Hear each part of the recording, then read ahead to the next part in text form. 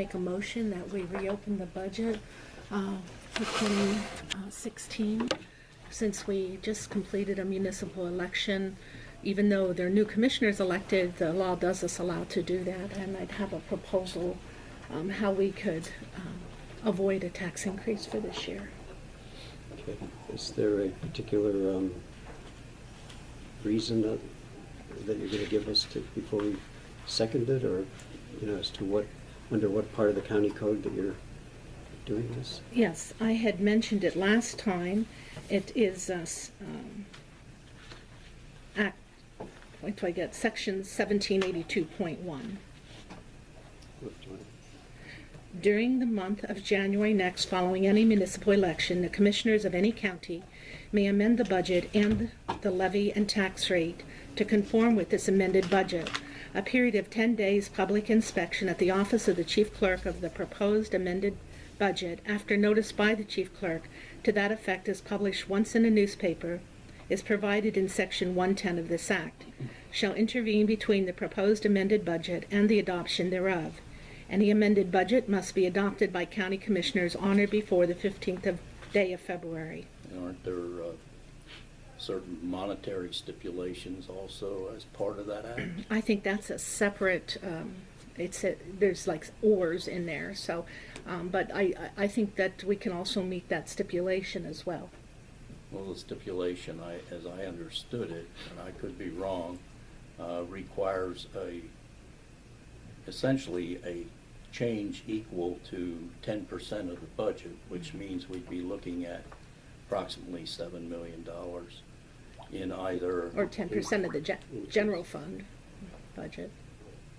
No, it doesn't say that. It says 10% of the budget. Well, either way, I'm prepared to address that. So you have $7 million in found money somewhere? I think so, yes, sir.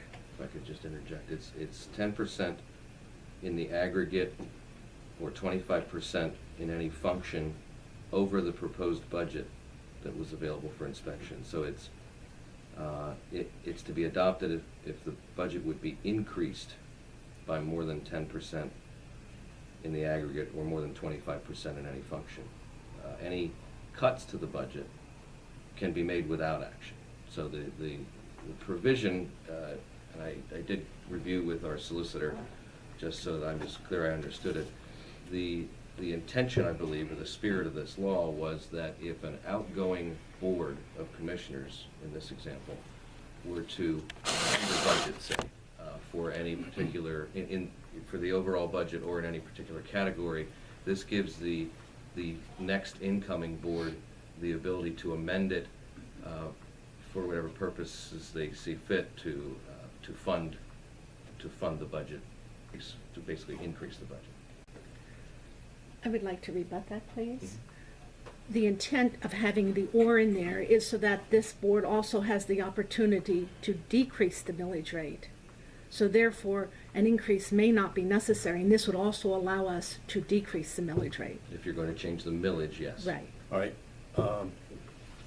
The budget process is something that occurs over a lengthy period of time, and all of us have been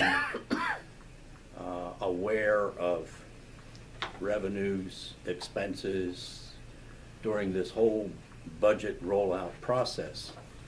At the meeting on the 24th, Commissioner Litz, you came in to this meeting, and of course we heard all the hoopla about, the folks from the Democratic Party and so on were going to be here, and some of those folks are here again today.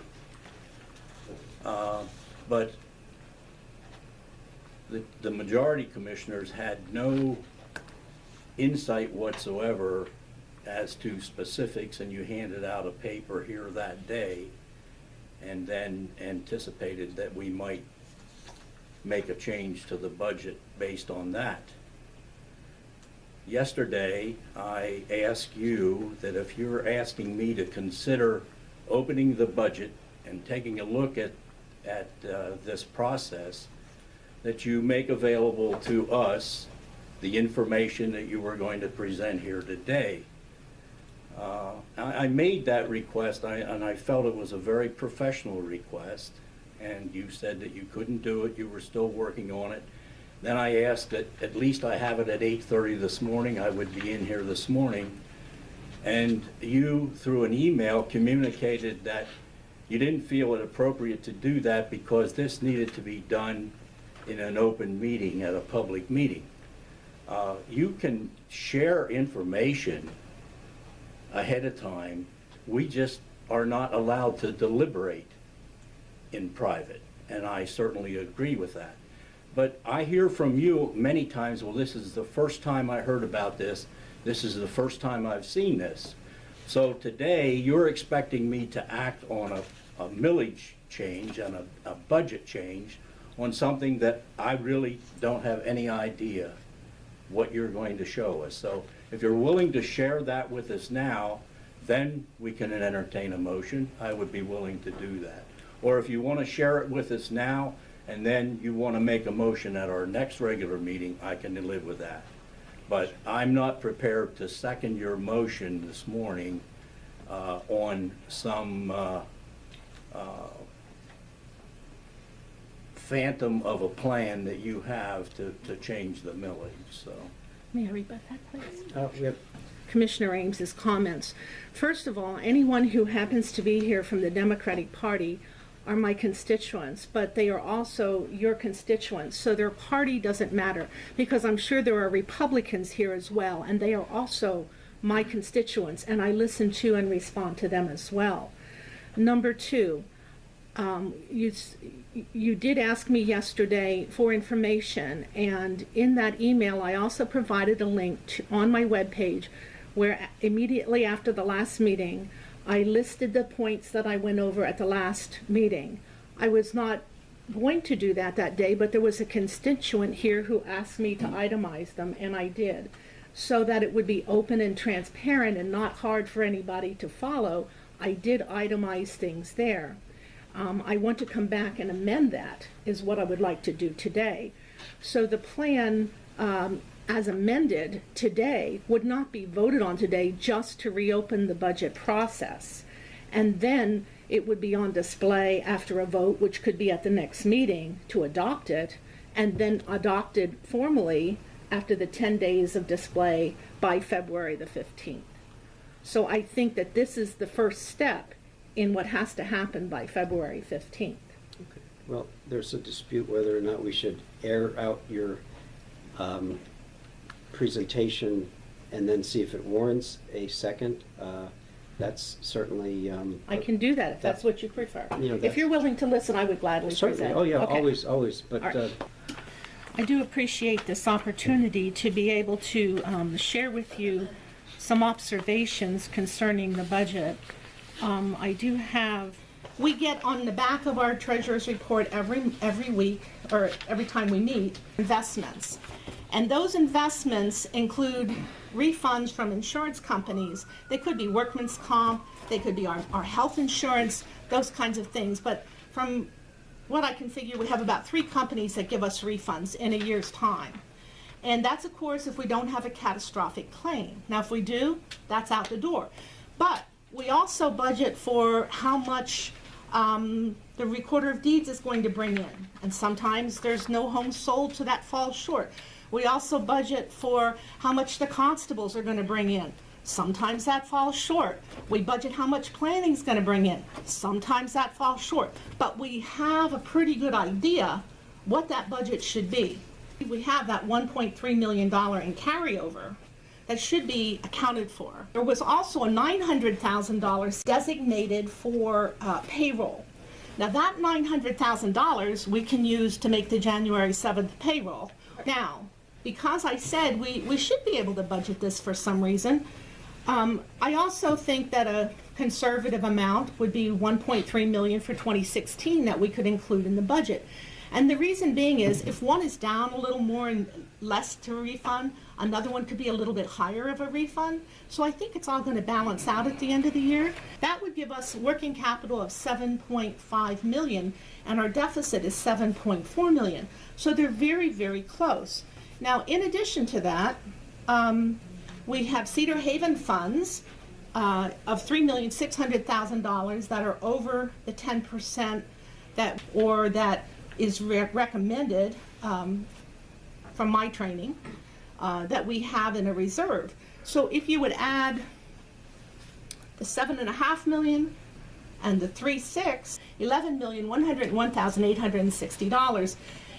And then the reserve that we have, that would be the 10%, that we could also use for the TRAN, is $4,500,000. So those numbers then would come up to $15,601,860 total. People can rip this apart, that's fine. I'm just saying there's money there, and I see an opportunity for us to do a little more, a little better job in tightening that budget. There's so many people hurting, and I'd like to give it another try, and that's why I'm asking for the budget to be reopened. You mentioned that at the end of 2015, the bills were paid. Mm-hmm.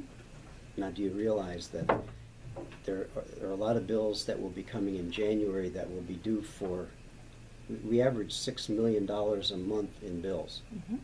So as in your budgets at home, a lot of bills that you generate, you get your oil bill in December, Mm-hmm. they'll bill you, you pay it in January. This is not unlike that, Right. that there are bills to be paid for December 2015 that only come in January. So I think that's another part of this cash management of the county. Right. I would say we have no idea where the rates are going. Your $900,000 example is eaten up in that one bill of our health insurance per month. The reality is that there's no limit on where these premiums can go.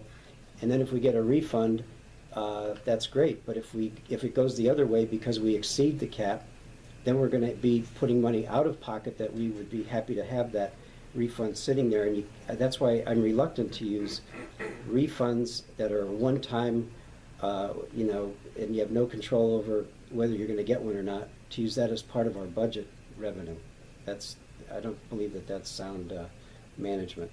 But Our plan is constructed in a way that if we blow through the ceiling, if there are shock claims, and these days there are shock claims, as I spoke about a couple months ago, there's no longer a lifetime cap on healthcare experience for individuals due to the ACA.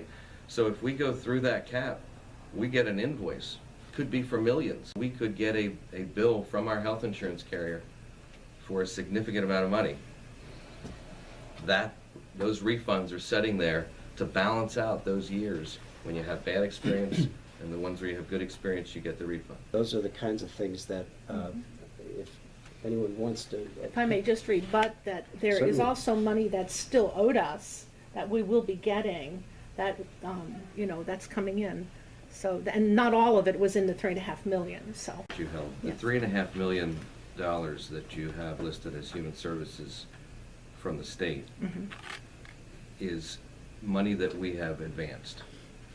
It's not found money. Right.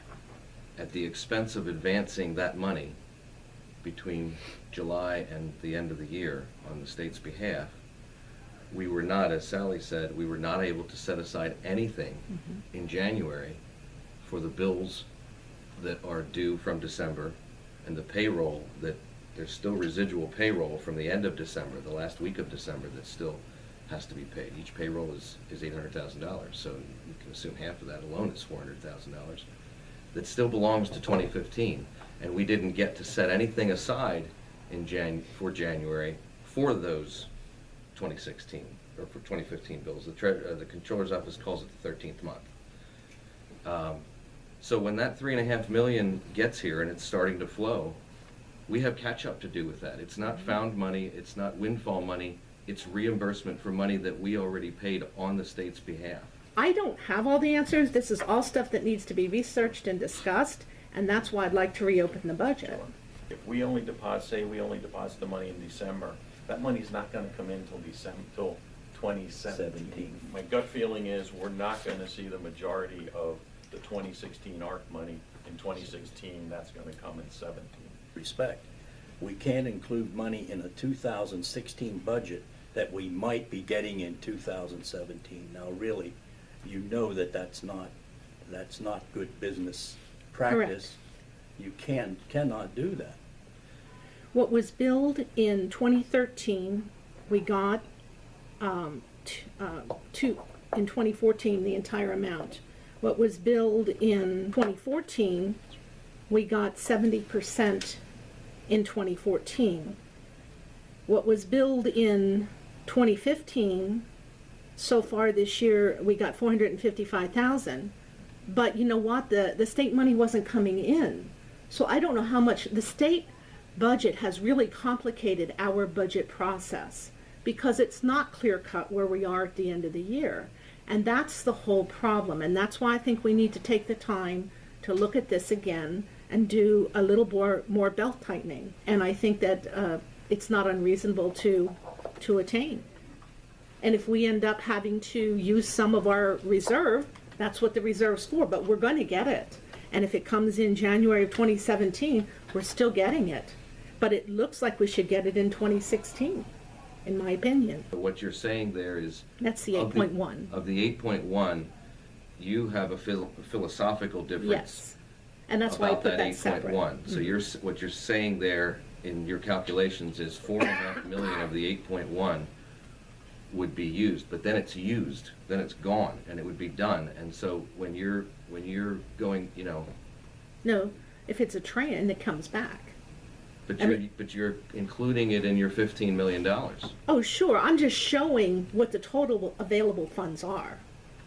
But this money should all come back. Okay. Yeah. And I'm just saying, philosophically, you're saying you believe the only thing that's needed in reserve is 10% of the general fund. Yes, and I've been saying from the beginning, it is the people's money from the sale of Cedar Haven. And as you and I discussed, what we sold was a capital asset. And that capital asset should normally be put into a capital reserve.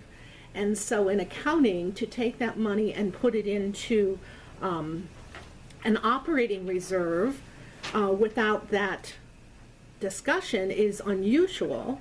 And so everything I'm seeing is essentially we took a capital asset. You might not even have to spend it. If I'm right on the $7.5 million, you won't even touch that $8.1 million. It'll still be there without a tax increase. I want to acknowledge that when we talked, the $342,000 miscellaneous figure that I had questioned, that is an in and out, and so therefore that was not extra income that we received. So I did want to acknowledge that. And also, I came to realize that the money that looked like we were owed for 911 center for EMA funds, that money kept coming in. That was not held from the state. So I took that out of my initial presentation from the last time as well. 17. So for clarification, for me, essentially what we're back to speculating about what we might receive in insurance refunds and what we might receive in reimbursement towards the pension contributions. But really, when it comes right down to it, you haven't discovered substantial amounts of money that can be included as revenues in the 2016 budget. What we're back to is what I explained to some of the folks that were here at the meeting last time, a philosophical difference about the money that is the residual from the sale of Cedar Haven. And I would never argue with you for a moment. This is all the people's money that we're talking about. We haven't taken money from the people and set it aside somewhere where it's now becomes our money or something else. It's all the people's money. You're absolutely correct. But the philosophical difference that I think Commissioner Phillips and I agree on and have talked about for a long, long time is to have a structurally balanced budget and to have approximately 10% of the budget in reserve so that we can rebuild our credit with the rating aid. What we're dealing with is where we're going to come up with the $7 million to balance the budget. Are we going to come up with that from a tax increase, a millage increase, or are we going to come up with that, or a major part of that, drawing down the reserve fund that we've created. Is that pretty accurate? I hear that as your interpretation. Okay. I just wanted to speak to the capital asset of Cedar Haven. That money, in a large chunk of that money, about 17 million of it, was used against a $30 million original pension obligation that had grown over the years, which I'm sure you're aware of. And so we didn't use it for a capital purchase, but we did use it for an obligation of the people. So we took the people's money and we put it against an obligation that the people had. And so now we have roughly 8 million of that money left, and we are, as Commissioner Ames mentioned, trying to rebuild our bond rating because we know we're going to be borrowing money for some safety issues that this county is behind on in our 911 center, which is now without a backup system and which is in the basement of this building that needs to be relocated, upgraded, and you know very well that's going to be a huge cost to the county. Once again, the people's money will have to be used. We're trying to get our bond rating up to where the rates will be as low as possible so that we can borrow that money as efficiently as possible to minimize the impact on the taxpayer. Once we get our bond rating back up into the A rating area, I will be happy to revisit this issue to say whether the 8 million is needed to be kept on hand, or if it could be 7 million or 6 million. I'm always open to that kind of discussion, but you've identified some areas where there's money out that's coming back. I concede that, but there are also bills that from 2015 that you said the bills have been paid. No, there's more bills to come. And with all that said, I'm a little reluctant to open, but I will entertain the motion and see if we get a second. We still acknowledge that we have to get the IT project finished, but we're going to have to finance it a different way. So that didn't go away, Cornell. It's not we found $1.75 million. We just moved it to another place that's going to have to be borrowed on some level in order to accomplish that. We didn't find a new block of money that we don't need to fund. So we spent 2.5 hours 2 weeks ago. I don't know how many different ways you can look at the same numbers. That I never took IT out of the budget. That is included in the numbers I presented, number one. And that means that you wouldn't be willing to look at a reduction in taxes for 2016, but under those circumstances, you would be willing to look at a reduction in taxes for 2017. I'm always open if there's an opportunity to do that, absolutely. Okay. We have the ability to change the millage at any given budget year. So I would be rejoicing if we went through the budget process for 2017 and saw that we could lower the millage. I would be pleased to do that. I'm not locking us in forever. And I know folks will say, oh, government officials never lower taxes, but that's not true. And if in fact, I'm not saying that some of your speculation or some of your projections might not be accurate. I certainly hope that they are.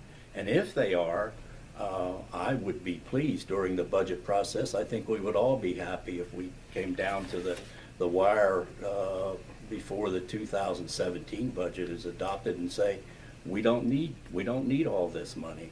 Let's lower the millage rate. So I feel much more comfortable today taking that as our position going forward than drawing down the reserve now. And I think, Commissioner Litz, in fairness, you're as interested in getting that bond rating corrected as we are. Is that correct? Yeah. And I also have heard, in fact, we had someone present a letter that you wrote in 2007, and if I heard correctly, you were proclaiming from the highest rooftop in Lebanon County that the county should meet their pension obligations. Is that correct? In general, yes. Okay. Let me ask you this question. how would that pension obligation have been met in 2007 or any time between 2007 and 2014 when we started to address it? How would the county have met that obligation? We would have paid it and received reimbursements. How would you have paid it? We would have done it. When you have a bill that has to be met, we would have budgeted it, we would have paid it, and we would have and made sure gotten that money back. We would not have the amount of money being billed to property owners that we have now. That it just wouldn't have happened. But it, What you're saying is, though, that you would have voted to raise taxes to meet that pension obligation, correct? I cannot go back on hypotheticals. I can tell you that there are ways that it can be accomplished, and that's passed. And what I'd like to say is that we're talking about today, and the budget that we have before us for 2016 is an educated guess based on experience. And using experience and the budget, I still feel we do not need a tax increase for this year. And that's why I'm asking to have the budget reopened so we can explore it together further. Where are we? We have a motion on the floor, and we're looking for a second. Is there a second to the motion to reopen the budget? I'm not prepared to second. Hearing none, the motion dies for lack of a second. And I apologize if some of you think that that is not, but I've tried to, you're shaking your heads and so on, but we have gone through every step. They're talking about belt tightening and so on, and I can assure you that has been done, and we are trying to move forward as responsibly as possible. So again, the door's always open for next year if our bond rating comes up and we're able to borrow money to get these other things done that we're faced with. But once that money, if we use that cash, it's gone forever. And then we're back next year looking for, a way of dealing with it. And also, we may not get the bond rating back up. So I'd like to get that locked in before we can do any further reduction in cash. Because I'm just, listen to this. If the $3.5 million that we fronted the state from 2016 was bills we had to pay for, and we're going it back to pay bills from December, does that mean that the 2016 budget had an extra $3.5 million laying around to pay those bills? 2015, you mean? Yeah, 2015, I'm sorry. That there was an additional funding, it came from somewhere, or did you borrow the money? No, we didn't borrow the money. We actually, some of it did come from that health insurance reserve, and it has to go back into that, as Sally mentioned. And some of it was just day-to-day cash management, robbing Peter to pay Paul, so to speak, right. Until the state's money comes in, and it comes to roost in January. It has to. It's So not. when we get reimbursed, you'll be putting money back into the accounts that you took it out of that you didn't spend last year, which if you didn't spend last year, it wouldn't have been carried over as a budget reserve. I still can't understand how you can spend money and then Because you not become, have it. you become short in the 13th month. You become short for the December bills. You spend the money, but and then they weren't paid then. They were paid. They were paid, but then there's no money to pay the obligations for December, and that's what the state money is going to pay. As Commissioner Phillips mentioned, it's $6 million a month to run the county, this county, and when you pay those bills in December, the December bills are mostly November bills and so on. Right. We were not able to set anything aside for January. So normally in a year you'd set money aside in Absolutely, I December to can- pay bills